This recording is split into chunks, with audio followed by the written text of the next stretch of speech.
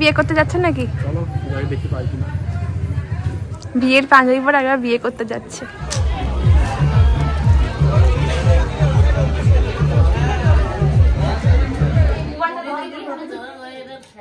তুমি দাও মা। ওই দে আমি দাও দাও।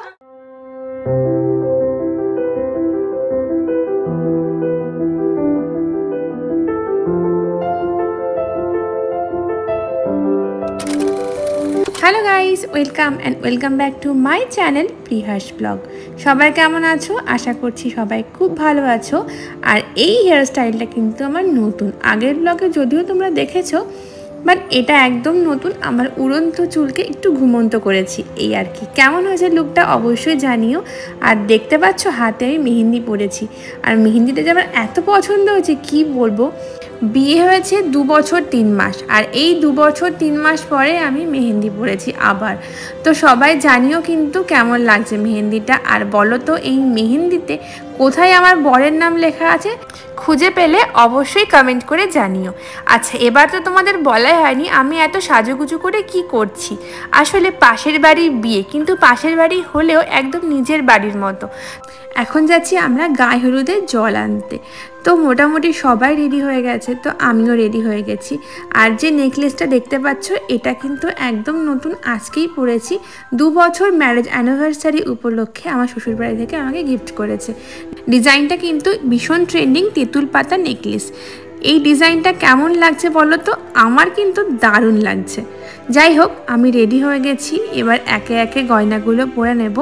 আমি এখানে একাই এসেছি, তাও প্রায় 1 মাস হয়ে গেল। আমার বরের সাথে এতদিন দেখা নেই। তো যাই হোক, আজকে ওর আসার কথা, আজকে ও আসবে 8টার মধ্যে চলে আসবে। তারপরে আসার পরে ও বরযাত্রী যাবে আমাদের সাথে। এতক্ষণে মনে হয় ও ফ্লাইটে উঠে গেছে। তো সেই জন্য একটা আলাদা এক্সাইটমেন্ট কাজ করছিল আমার, সাজগোজ সব কিছুর দিক থেকে, যে অনেক দিন পরে ও আসবে, দেখা হবে এবং একটা বিয়ে বাড়িতে যাব। তো সব কিছু একসাথে যে কি আনন্দ হচ্ছিল কি আর বলবো। দেখো আমি অলমোস্ট রেডি হয়ে গেছি, এইবার শুধু বেরোনোর পালা।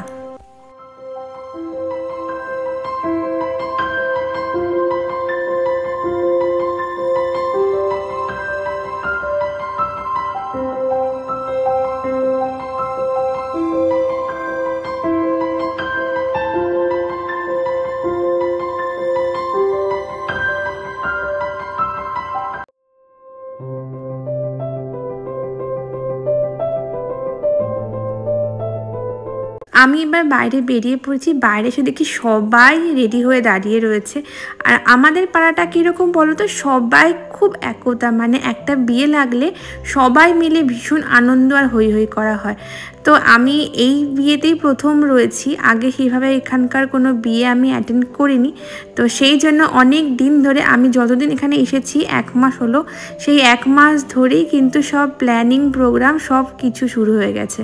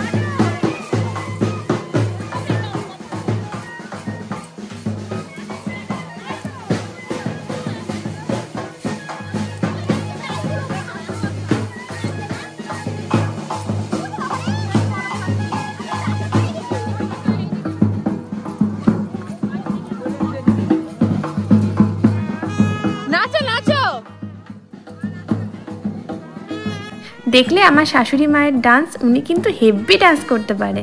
আর আজকে যা গরম, যা রোদ পড়েছে সে আর কি বলবো। শুধু ভাবছি এতদিন পর একটা বিয়ে অ্যাটেন্ড করব, এতদিন ধরে এত কিছু ভেবে রয়েছি, জানি না সেই রকমভাবে সাজগোজ করতে পারবো কি না।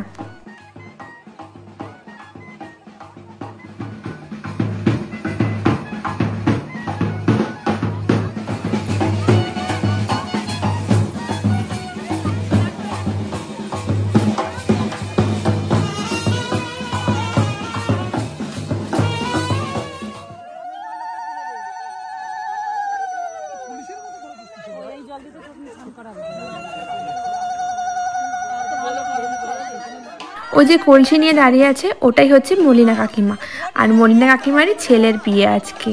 তো আমরা যেহেতু একদম পাশাপাশি বাড়িতে থাকি, তো সেই জন্য একদম নিজের বাড়ির বিয়ের মতোই আমরা আনন্দ করছি।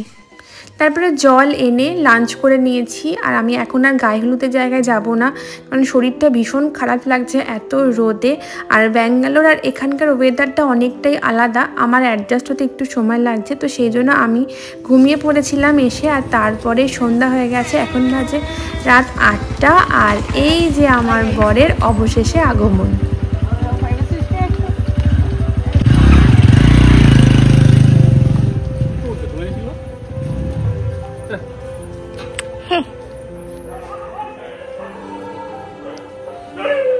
তারপর ঝটপট রেডি হয়ে গেছি, আর দুজনই একদম ম্যাচিং ম্যাচিং পরে। আর বিয়ে করতে যাচ্ছেন নাকি? বিয়ের পাঞ্জাবি পরে আর বিয়ে করতে যাচ্ছে। তোমাকে না বসিয়ে না,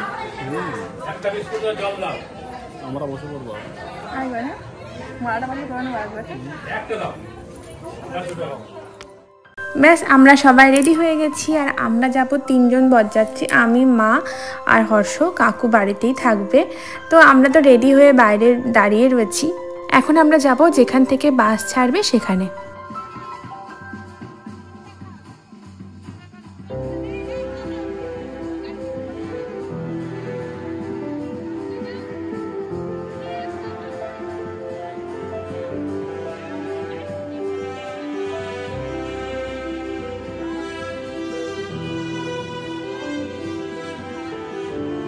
তো এখন বাজে 9টা 10। আমরা বাসে এসে বসে রয়েছি এই গরমের মধ্যে, কারণ অনেকে এখন রেডি হয়ে আসতে পারেনি। আফটারঅল আমরা বাঙালি।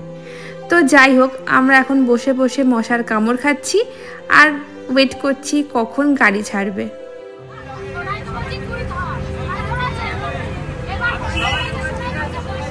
অ্যাট লাস্ট গাড়ি ছাড়লো, আর এখন বাজে 10টা 15। এবার আমরা এখন যাচ্ছি ফুলিয়াতে, দেখা যাক কতক্ষণে পৌঁছাতে পারি।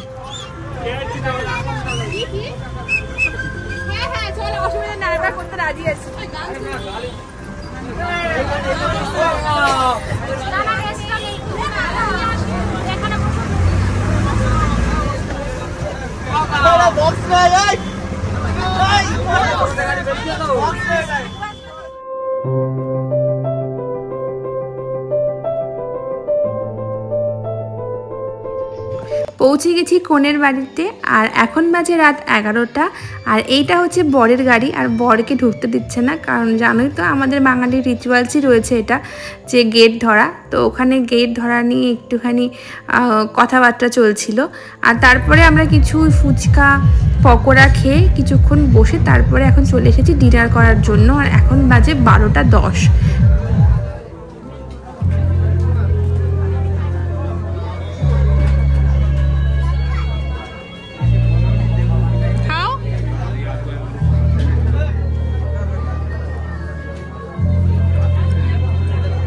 খেতে ভয় পাচ্ছ না?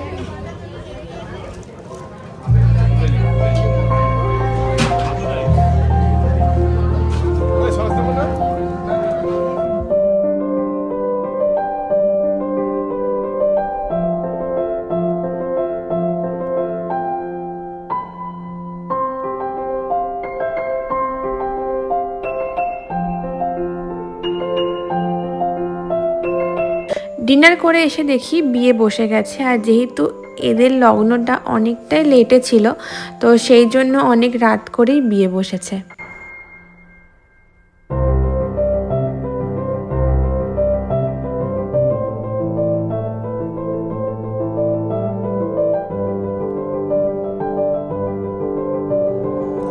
এবার শুরু হলো শুভ দৃষ্টি, আর এদের বিয়ে দেখে নিজের বিয়ের কথা মনে পড়ে যাচ্ছিল। আর বারবার আমি ওকে বলছিলাম চলো আমরাও আরেকবার বিয়ে করে নিই।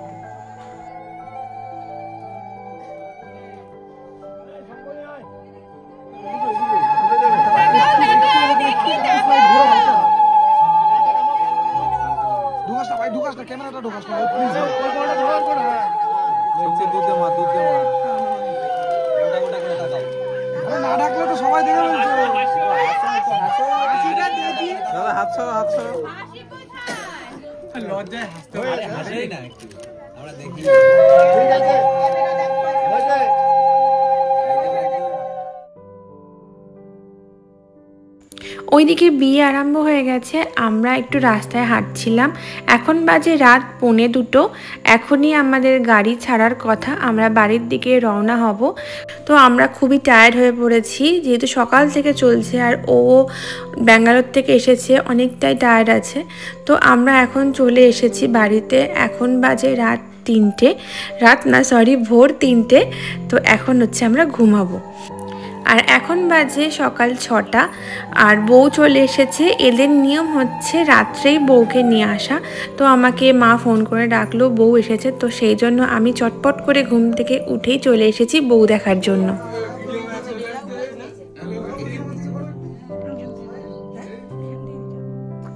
এই যে এতক্ষণে ব্র্যান্ড নিউ শাশুড়ি মাকে খুঁজে পাওয়া গেল, আর নতুন শাশুড়ি মা নতুন বৌমাকে বরণ করছে।